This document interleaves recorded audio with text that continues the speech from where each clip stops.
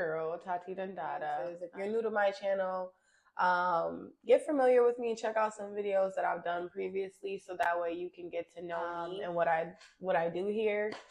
And if you're regular, if you're used to watching my content, hey, what's up? Today's video is going to be about how to cure your depression instead of just managing it. And why do the leaves turn black? Don't worry, I was a little sick this weekend, so I know I'm looking like a little whatever. But I don't think that people take depression as seriously as we should. While managing depression is fine and dandy, we want to find ways to heal it so that way we can go to the next level. And sometimes that looks like getting to the root of the problem. And oftentimes depression can start out as confusion. You're confused as to why you're feeling. You don't know why you don't want to get up. You don't know why you don't want to do anything. You don't know why you don't want to clean anything. You don't know why you're feeling this way. And so someone asked me one day as I was coming out of skating, they asked me about my well-being, and it went into an in-depth conversation where I talked about my suicide story, which one day when I'm not ready to cry, I will talk about it on YouTube, so I can share that with somebody who probably needs that. He was asking me these questions to basically get to the root of why I even became depressed. And although people in this world have not always been the kindest to me, my depression didn't start there. I was sexually assaulted very young. I was raped very young. And my depression didn't start there either. It really started within my home. And so growing up and having to navigate these things on your own, because when you're raised by Caribbean American parents or Black parents or African parents, they kind of scoff and don't take things like depression and anxiety and stress, and they don't take those things seriously, or suicide, they don't take those things seriously until it happens. So while he was asking me these questions to get to the root of why I was even going through what I was going through, I realized that part of curing your depression is going through the darkness and getting to the root. I'm going to give you a clear example of what managing depression looks like versus healing it. Managing depression looks like journaling, which I have a whole video on how to deal with your depression. It was one of my first ever videos because I have been diagnosed with depression. I mean, I don't take any antidepressants. I don't take pills. I'm kind of like anti-medication. Not because I want to be anti-medication, but because the medication is like a temporary fix and it doesn't really fix anything. It just kind of numbs you. And I don't want to be numb to my feelings or what's going on. I want to know how to regulate them and deal with what I'm going through better. I don't talk about my depression with a lot of people. Is something very personal to me. So for me to come on my platform and talk about this is a very big thing, especially since I'm still in the process of managing and curing it. But I want to explain to you the difference between managing depression and curing depression. So managing depression looks like journaling, looks like therapy. You know, when you book an appointment with a therapist. So managing your depression looks like these temporary things and tools to help you while you're going through it, like journaling or therapy or skating. Like, for example, I skate a lot, and I had to kind of pull myself back from skating, not only because I got sick, but because as much as I love skating, I can't keep using it as a way to get away from my depression. I know a lot of people think that depression is not curable, and by any means, I'm not a psychiatrist, I'm not a psychologist, I'm not a therapist.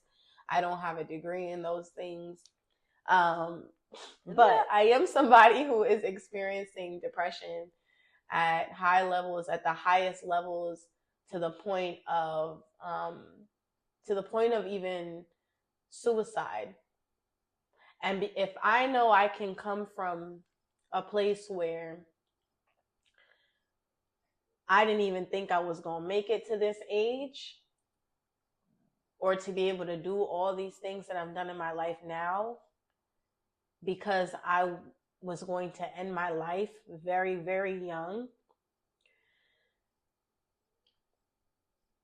If I am able to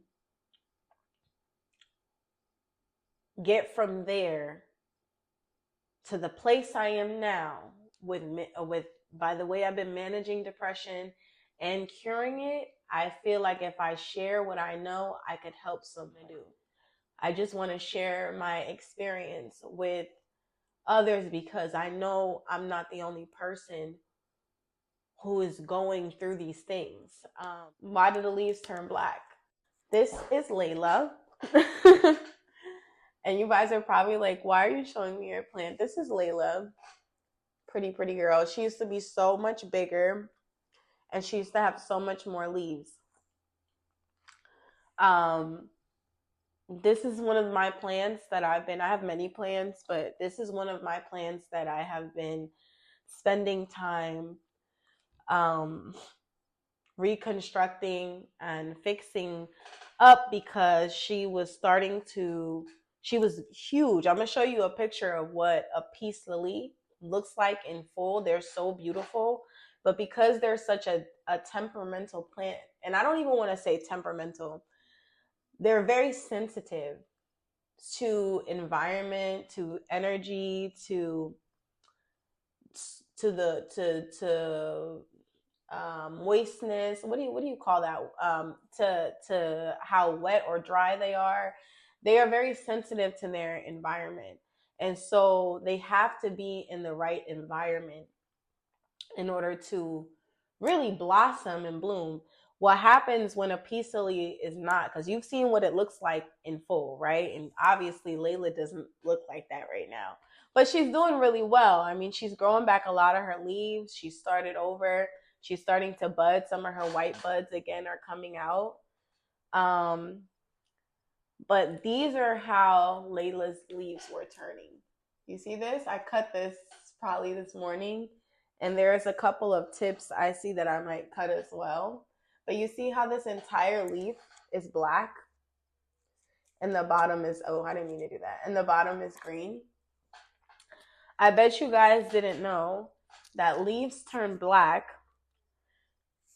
because of that is their way of expressing their stress. When plants are being attacked by their environment or predators, or they're just so many things are happening to them, whether it's the environment, things are eating them, other plants are attacking them, other plants are overgrowing in their area. When they're being constantly attacked, their leaves turn black. And that's the clearest way to let you know that they are unhappy, that if you have more than one black leaf, it's letting you know that, hey, is going through depression. And I think it's funny because nature has a funny way of showing people those same things. Like, it shows, nature has a funny way of representing what's going on internally with people outwardly. The plants do, the animals do, everything. Nature is a real teacher of how things work in this world. And so people oftentimes wear a lot of black. Like, there are some people who only wear black, and they don't even realize that they're emitting the stress that they deal with on a daily basis, in real life. And that's what they're going through. And they're showing it through black, through wearing all the black, wearing the color that absorbs everything. Think about it. Black is the color of absorption. It absorbs everything. That means that it has taken everything. It's gone through a lot. That's why it's showing the color that it's showing. A lot of people don't know that's why plant leaves turn black. Because if it was dying, it would just turn brown. Or if it was, it doesn't have to turn black. But black is its way of still trying to live in its life, but tell you that, hey, I'm stressed out, I'm depressed, this is what's going on with me. And usually they isolate themselves as well. And that the reason why things are happening that way is because you, as a person, when you're dealing with all of that internally, you express these things outwardly too. People that wear a lot of black, they're dealing with a lot, I'm sure. They probably feel like they have so much they're managing for everybody. And people don't check on people when it matters. People don't make sure people are good when it matters. They only care after you're dead, or, you've checked out of life, or, you know what I mean? They don't care when you're here. And I want to make sure that at least if you're one of these people that's going through this, that you care while you're here, because I chose myself. Instead of suicide, instead of depression, I chose me. I chose to live in my purpose. I chose that was more important than me just calling it quits. I know my purpose is bigger than just finding a way out of this life. You see how I've cut down a lot of the pieces of Layla. I've cut them down all the way down to the root because I wanted to give it a chance to regrow. You can start over at any given time in your life. No matter what's happened to you, you can decide to start over. And because you are in control of it, it's up to you when to decide to start over. And I decided to start over. And I don't care how many times I have to start over to feel like I should be living out my purpose instead of calling it quits in life. But I'm going to start over as many times as necessary, because I am here for a reason. I'm here to do big things. I've come a long way. I've actually accomplished a lot for somebody who didn't even plan to live this long. And I don't give myself enough credit, and I'm so proud of myself. And so I'm doing the work. One of the ways to cure your depression is by going into depth and asking yourself those hard questions. When I do those shadow work videos and I have those prompts, you can check those out too. It's in my Let's Get Deep playlist. Those questions are to dig deep into the things that you've gone to so you can start healing your trauma. Healing your trauma is one of the steps to curing your depression, especially if your depression was caused by trauma, especially if you went through a lot of trauma. Part of healing your depression and those really negative thoughts is by getting to the root and asking yourself those deep questions. So I will ask myself questions in my shadow work prompts, like, when was your first memory of being hurt by someone? And I will sit in my journal and I will write down everything, not with the intention to manage my depression, but to dig deep enough to forgive myself for anything that happened to me outside of my control. To start getting to the root of why it's so important for me to live. I want to get to new growth. And starting over, just like how I've cut those pieces down on my piece of Layla, is so she can start over. Because she doesn't have to be stressed out. She can get what she needs. I can learn how to care for her better and more properly. I can provide the environment that she needs in order to grow properly. A lot of the depression that people are in is a result of their environment and not just trauma. So when you take the time to sit there and create your own environment, even when it's in an unhealthy space, if you decide to create your environment and change it to your liking as much as you possibly can within your control, it's going to change the way that you're dealing with everything that's going on. It's going to be, you're creating your own safe space. You're finding that wherever that's at and wherever that is, you're finding a way to create that for yourself. Creating a healthy environment for yourself is the first step to, not the first step, it's one of the main steps to curing your depression. And sometimes that means you have to get away from your family. That means sometimes you have to lock yourself in your room. Sometimes that means you have to make a safe space somewhere. That could be being at the park, being in your backyard, being anywhere, being anywhere where you are creating an environment that's healthy for your mind. Another thing I do to cure my depression is I make sure that I'm being hygienic as possible. Because when you are depression, when you're dealing with depression, it's very easy to become unhygienic because you stop caring for yourself. You stop doing things for yourself.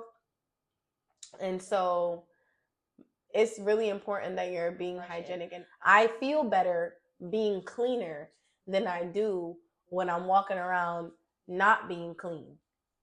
I feel honestly way better in my spirit about what I'm gonna do. I just feel like almost like refreshed. And water has healing powers of cleansing and all types of things. So being hygienic is a way to manage your depression, but it's also a way to cure it. Another way to cure your depression outside of all of those things, and this is going to be a hard one. I have videos on affirmations, but I'm going to be very specific when I say this because people don't understand that affirming those positive things about yourself, literally being consistent with that, can change your DNA code. I have a whole video on how affirmations, if you say 10 affirmations 3 times a day for 21 days straight, I have a whole video on this. And I learned this from Billy Carson. If you guys don't know who Billy Carson is, y'all can Google him or YouTube him. One way to cure your depression is by changing your DNA code and changing how your mind works. Because if you've been practicing being depressive and negative for years, or people have been instilling that in you for years, it's your job to undo that by instilling positive affirmations into yourself. And once you do that, it's going to have an effect on your entire lifestyle, but on your body, on your how you act, how you behave. It's going to have an effect on everything, especially when you're consistent with it. So if you instilling yourself to say these positive affirmations every day and with conviction, because that's the part that people don't understand. You have to say these affirmations with conviction, which means you have to believe them.